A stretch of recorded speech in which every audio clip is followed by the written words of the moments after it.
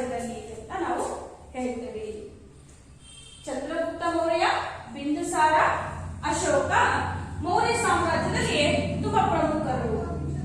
ಹಾಗಿದ್ರೆ ನಾವು ಆಧಾರಗಳು ಪಾಠವನ್ನ ಮಾಡುವಾಗ ಒಂದು ಇತಿಹಾಸದ ರಚನೆಗೆ ಆಧಾರಗಳು ಬಹಳಷ್ಟು ಪ್ರಮುಖ ಪಾತ್ರವನ್ನು ವಹಿಸುತ್ತೆ ಅನ್ನೋ ಒಂದು ವಿಚಾರವನ್ನ ನಾನು ನಿಮಗೆ ಹೇಳಿದ್ದೆ.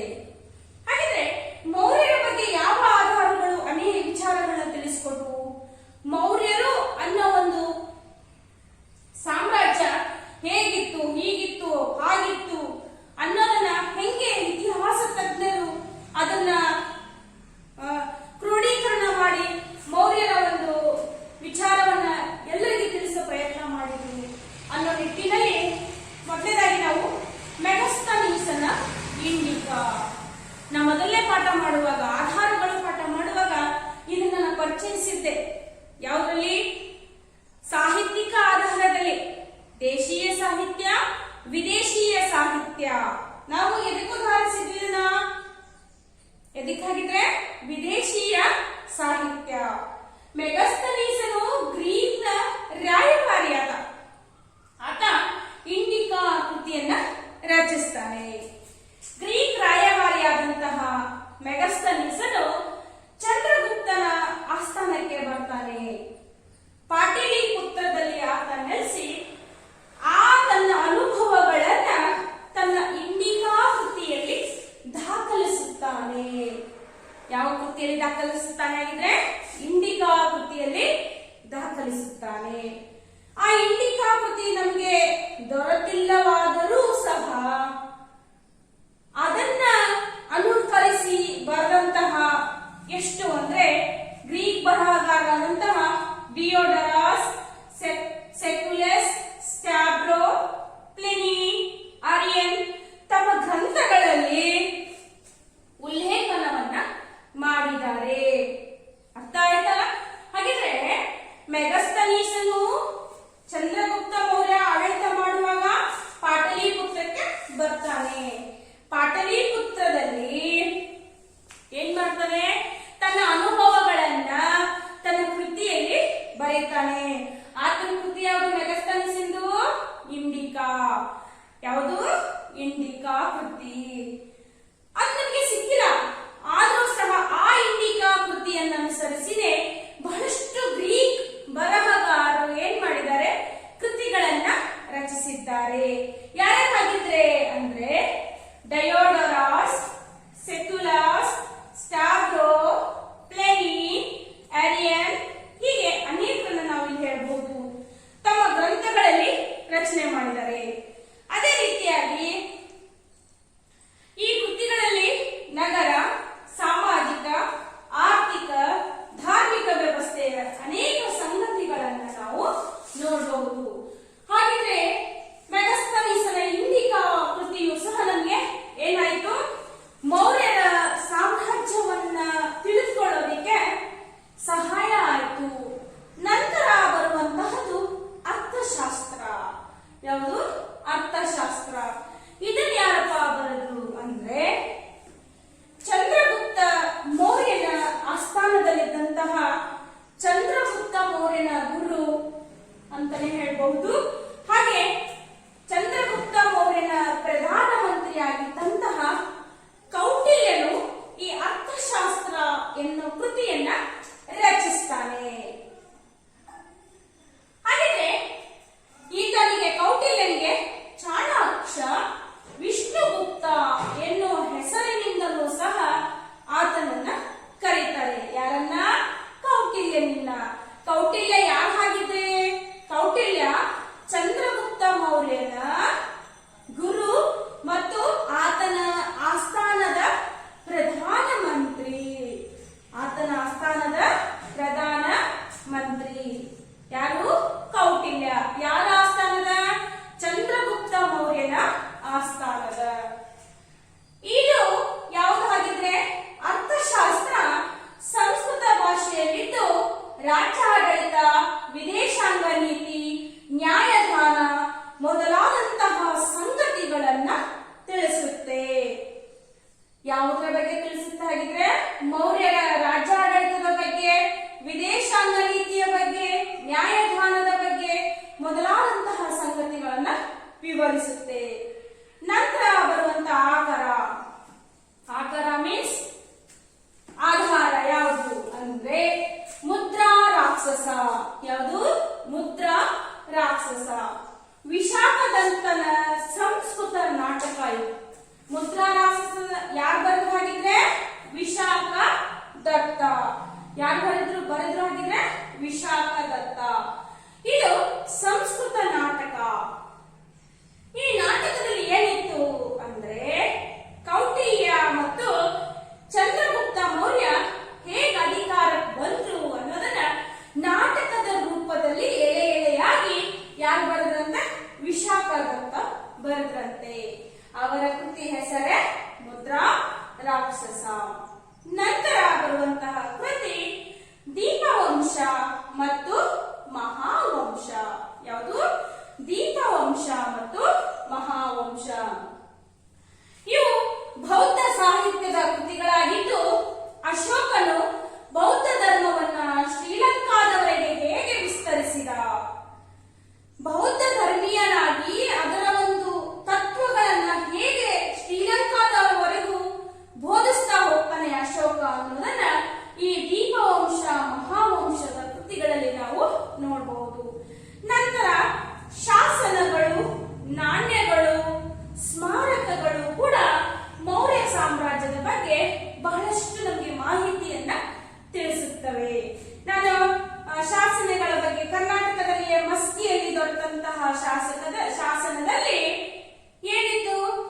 ದೇವನಾಮ ಪ್ರಿಯದರ್ಶಿ ಅಶೋಕ, ದೇವರಿಗೆ ಇಷ್ಟವಾದವನು ಅಂತ, ಅಂದ್ರೆ ದೇವರ ಸಮನಾಗಿದ್ದ, ಪ್ರಜೆಗಳನ್ನ ದೇವರಂತೆ ಕಾಪಾಡ್ತಾ ಇದ್ದ ಅಶೋಕ ಅನ್ನೋ ಒಂದು ವಿಚಾರ ಗೊತ್ತಾಯಿತು. ಈ ರೀತಿಯಾದಂತಹ ಶಾಸನಗಳು, ನಾಣ್ಯಗಳು, ಸ್ಮಾರಕಗಳು ಸಹ ಮೌರ್ಯ ಸಾಮ್ರಾಜ್ಯದ ಬಗ್ಗೆ ನಮಗೆ ಬಹಳಷ್ಟು ಮಾಹಿತಿಯನ್ನ ಒದಗಿಸುತ್ತವೆ. ಹಾಗಿದ್ರೆ ವಿದ್ಯಾರ್ಥಿಗಳೇ, ನಾವೀಗ ಮೌರ್ಯ ಸಾಮ್ರಾಜ್ಯದ ಬಗ್ಗೆ ಒಂದಿಷ್ಟು ಮಾಹಿತಿಯನ್ನ ತಿಳ್ಕೊಂಡ್ವಿ. ಮೌರ್ಯ ಸಾಮ್ರಾಜ್ಯವನ್ನು ನಮಗೆ ಪರಿಚಯ ಮಾಡೋದಿಕ್ಕೆ ಇತಿಹಾಸ ತಜ್ಞರು ಯಾವೆಲ್ಲ ಮಾರ್ಗಗಳನ್ನ ಹುಡುಕೊಂಡ್ರು, ಯಾವೆಲ್ಲ ಆಧಾರಗಳನ್ನ ತಿಳ್ಕೊಂಡ್ರು ಅಂತ ಗೊತ್ತಾಯ್ತು. ಭಾರತ ಕಂಡಂತಹ ಮೊಟ್ಟ ಮೊದಲ ಸಾಮ್ರಾಜ್ಯ ಮೌರ್ಯ ಸಾಮ್ರಾಜ್ಯ. ಅದರಲ್ಲಿ ಚಂದ್ರಗುಪ್ತ ಮೌರ್ಯ, ಬಿಂದುಸಾರ, ಅಶೋಕ ತುಂಬಾ ಪ್ರಮುಖವಾದಂತಹ ದೊರೆಗಳು. ಮೆಗಸ್ತನೀಸನ ಇಂಡಿಕಾ ಆಗಿರಬಹುದು, ಕೌಟಿಲ್ಯನ ಅರ್ಥಶಾಸ್ತ್ರ ಆಗಿರಬಹುದು, ವಿಶಾಖ ದತ್ತನ ಮುದ್ರಾ ರಾಕ್ಷಸ ಸಂಸ್ಕೃತ ನಾಟಕ ಆಗಿರಬಹುದು, ದೀಪವಂಶ ಮಹಾವಂಶ ಬೌದ್ಧ ಸಾಹಿತ್ಯಗಳಾಗಿರಬಹುದು, ಅಶೋಕನ ಕಾಲದ ಶಾಸನಗಳು, ನಾಣ್ಯಗಳು, ಸ್ಮಾರಕಗಳು, ಇವು ಮೌರ್ಯ ಸಾಮ್ರಾಜ್ಯದ ಒಂದು ವಿಶೇಷತೆಗಳನ್ನ ಮತ್ತು ಮೌರ್ಯ ಸಾಮ್ರಾಜ್ಯದ ಬಗ್ಗೆ ಕಲ್ಪನೆಗಳನ್ನ ಇತಿಹಾಸ ತಜ್ಞರಿಗೆ ನೀಡಿದಂತಹ ಆಕರಗಳು ಅಂತ ಇಲ್ಲಿ ಹೇಳಬಹುದು. ಹಾಗಿದ್ರೆ ನಿಮಗೆ ಒಂದು ಅಂಕಕ್ಕೆ ಇಲ್ಲಿ ಭಾರತ ಕಂಡಂತಹ ಮೊದಲ ಸಾಮ್ರಾಜ್ಯ ಯಾವುದಂತ ಕೇಳಬಹುದು, ಅಥವಾ ಮೌರ್ಯರ ಪ್ರಸಿದ್ಧ ದೊರೆಗಳನ್ನ ಹೆಸರಿಸಿ ಅಂತ ಕೇಳಬಹುದು, ಮೌರ್ಯರ ಬಗ್ಗೆ ಇರುವಂತಹ ಆಕರಗಳನ್ನ ಬರೆಯಿರಿ ಅಂತನಾದ್ರೂ ಕೇಳಬಹುದು. ಇದನ್ನ 2 ರಿಂದ 3 ಅಂಕಕ್ಕೆ ಕೇಳುವಂತಹ ಒಂದು ಅವಕಾಶಗಳು ಕಂಡು ಬರ್ತವೆ. ಹಾಗಿದ್ರೆ ನಾವೀಗಾಗಲೇ ಹೇಳಿದ್ವಿ, ಚಂದ್ರಗುಪ್ತ ಮೌರ್ಯನೇ ಈ ಸಾಮ್ರಾಜ್ಯದ ಸ್ಥಾಪಕ. ಚಂದ್ರಗುಪ್ತ ಮೌರ್ಯ ಸಾಮಾನ್ಯ ಶತಪೂರ್ವ 321ರಿಂದ 298ರವರೆಗೆ ಆಳ್ವಿಕೆಯನ್ನ ನಡೆಸ್ತಾರೆ. ಯಾರಾಗಿದ್ರೆ? ಚಂದ್ರಗುಪ್ತ ಮೌರ್ಯ. ಚಂದ್ರಗುಪ್ತ ಮೌರ್ಯ ಮೌರ್ಯ ಸಾಮ್ರಾಜ್ಯದ ಸ್ಥಾಪಕ. ಚಂದ್ರಗುಪ್ತ ಮೌರ್ಯ ಯಾರಾಗಿದ್ರೆ? ಮೌರ್ಯ ಸಾಮ್ರಾಜ್ಯದ ಸ್ಥಾಪಕ. ಮೌರ್ಯ ಸಾಮ್ರಾಜ್ಯದ ರಾಜಧಾನಿ ಯಾವುದು? ಪಾಟಲಿಪುತ್ರ. ಯಾವುದಾಗಿದ್ರೆ? ಪಾಟಲಿಪುತ್ರ.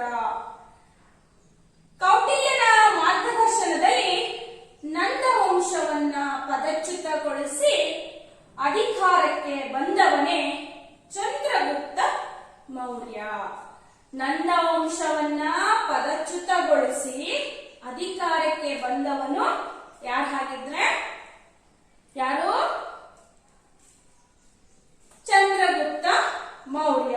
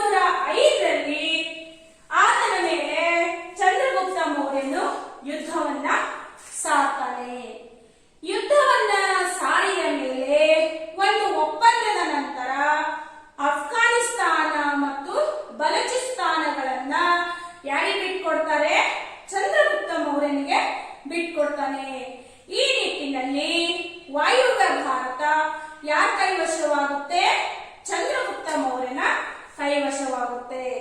ನಂತರ ಸೆಲ್ಯೂಕಸ್ ಏನ್ ಮಾಡ್ತಾನೆ ಅಂದ್ರೆ ಚಂದ್ರಗುಪ್ತನಿಗೆ ತನ್ನ ಮಗಳನ್ನೂ ಸಹ ವಿವಾಹ ಮಾಡಿಕೊಡ್ತಾನೆ. ಚಂದ್ರಗುಪ್ತ ಮೌರ್ಯನಿಗೆ ತನ್ನ ಮಗಳನ್ನು ಸಹ ವಿವಾಹ ಮಾಡಿಕೊಡ್ತಾನೆ. ಹೀಗೆ ಆಡಳಿತ ಮಾಡ್ತಾ ಮಾಡ್ತಾ ಚಂದ್ರಗುಪ್ತ ಮೌರ್ಯನು ಏನು ಹಾಸನ ಜಿಲ್ಲೆಯ ಶ್ರವಣಬೆಳಗೊಳಕ್ಕೆ ಬಂದು ಸಲ್ಲೇಖನ ವ್ರತವನ್ನ ಕೈಗೊಂಡು ಏನ್ ಮಾಡ್ತಾರೆ ಅಂದ್ರೆ ಅವರು ಜೈನ ಧರ್ಮವನ್ನ ಸ್ವೀಕರಿಸಿ ನಂತರ ಕಾಲವಾಗ್ಬಿಡ್ತಾರೆ. ಈ ರೀತಿಯಾಗಿ ನಾವು ಚಂದ್ರಗುಪ್ತ ಮೌರ್ಯನ ಬಗ್ಗೆ ತಿಳಿದುಕೊಳ್ತೇವೆ.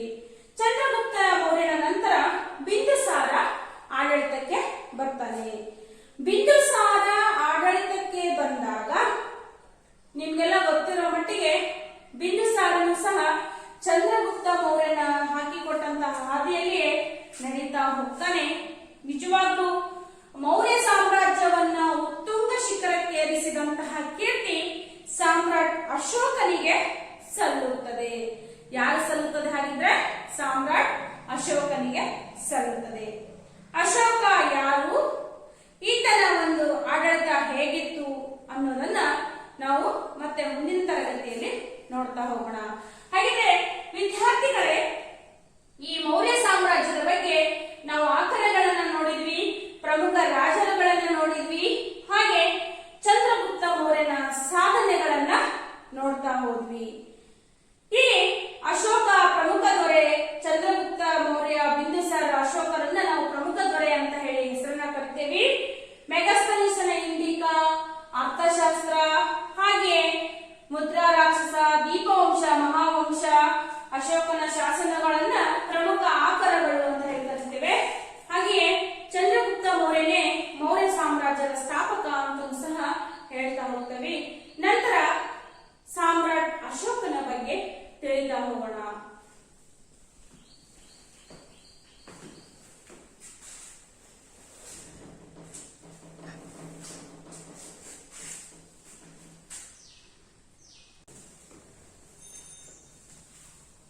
ಚಂದ್ರಗುಪ್ತ ಮೌರ್ಯನು ಏನ್ ಮಾಡ್ತಾನೆ ಅಂದ್ರೆ ಯಾವಾಗ ಸಲ್ಲೇಖನ ವ್ರತವನ್ನು ಕೈಗೊಳ್ತಾನೆ, ಭದ್ರಬಾಹು ತನ್ನ ಗುರುಗಳಂತಹ ಭದ್ರಬಾಹು ಯತಿಗಳೊಂದಿಗೆ ಸೇರಿ ಸಲ್ಲೇಖನ ವ್ರತವನ್ನು ಸೇರಿ ಜೈನ ಧರ್ಮವನ್ನ ಏನ್ ಮಾಡ್ತಾರೆ ಅನುಸರಿಸ್ತಾ ಹೋಗ್ತಾರೆ. ನಂತರ ಆತ ಮಗನಾದಂತಹ ಬಿಂದುಸಾರ ಆಡಳಿತಕ್ಕೆ ಬರ್ತಾನೆ. ಬಿಂದುಸಾರ ನಂತರ ಸಾಮ್ರಾಟ್ ಅಶೋಕನು ಆಡಳಿತಕ್ಕೆ ಬರ್ತಾನೆ. ಸಾಮಾನ್ಯ ಶತಪೂರ್ವ 273ರಿಂದ ಸಾಮಾನ್ಯ ಶತಪೂರ್ವ 232ರವರೆಗೆ ಆಡಳಿತವನ್ನ ಮಾಡ್ತಾನೆ. ಭಾರತ ಕಂಡಂತಹ ಸುಪ್ರಸಿದ್ಧ ದೊರೆಗಳಲ್ಲಿ ಅಶೋಕನು ಸಹ ಒಬ್ಬ ಪ್ರಸಿದ್ಧ ದೊರೆ. ಬಿಂದುಸಾರನ ಮಗನಾದಂತಹ ಈತ ಅಶೋಕನು ಉಜ್ಜಯಿನಿ, ತಕ್ಷಶಿಲೆ ಪ್ರಾಂತ್ಯಗಳ ರಾಜ್ಯಪಾಲನಾಗಿ ಕಾರ್ಯವನ್ನ ನಿರ್ವಹಿಸ್ತಾ ಇರ್ತಾನೆ. ಹಾಗಿದ್ರೆ ಭಾರತದ ಇತಿಹಾಸದಲ್ಲಿ ಅಶೋಕನು ಬಹಳಷ್ಟು ಸುಪ್ರಸಿದ್ಧವಾದಂತಹ ದೊರೆ. ಅಶೋಕ ಏನ್ ಮಾಡ್ತಾ ಇದ್ದ ಅಂದ್ರೆ ಉಜ್ಜಯಿನಿ ಮತ್ತು ತಕ್ಷಶಿಲೆಗಳ ರಾಜ್ಯಪಾಲನಾಗಿ ಕೆಲಸವನ್ನ ಮಾಡ್ತಾ ಇದ್ದ. ಬಿಂದುಸಾರನ ಮಗನಾದಂತಹ ಅಶೋಕ ಉಜ್ಜಯಿನಿ ಮತ್ತು ತಕ್ಷಶಿಲೆ ಪ್ರಾಂತ್ಯಗಳ ರಾಜ್ಯಪಾಲನಾಗಿ ಕಾರ್ಯವನ್ನು ನಿರ್ವಹಿಸ್ತಾ ಇದ್ದ. ಒಂದು ಸರಿ ಏನಾಗಿತ್ತು ಅಂದ್ರೆ ತಕ್ಷಶಿಲೆಯ ಮೇಲೆ ದಂಗೆ ಏರ್ಪಟ್ಟಿತ್ತು. ಆ ದಂಗೆಯನ್ನ ಯಶಸ್ವಿಯಾಗಿ ನಿಗ್ರಹಿಸಿದಂತಹ ಕೀರ್ತಿ ಯಾರಿಗೆ ಸಲ್ಲುತ್ತೆ? ಅಶೋಕನಿಗೆ ಸಲ್ಲುತ್ತೆ. ಹಾಗೆ ತಂದೆ ಬಿಂದುಸಾರನ ಮರಣದ ನಂತರ ಮೌರ್ಯ ಸಾಮ್ರಾಜ್ಯದ ಸಿಂಹಾಸನಕ್ಕಾಗಿ 99 ಮಂದಿ ಸಹೋದರನನ್ನ ಕೊಂದು ಸಿಂಹಾಸನವನ್ನು ಏರಿದ ಶೂರ ಈ ಅಶೋಕ ಅಂತ ಹೇಳಿ ಬೌದ್ಧ ಐತಿಹ್ಯಗಳು ತಿಳಿಸಲಾಗುತ್ತದೆ.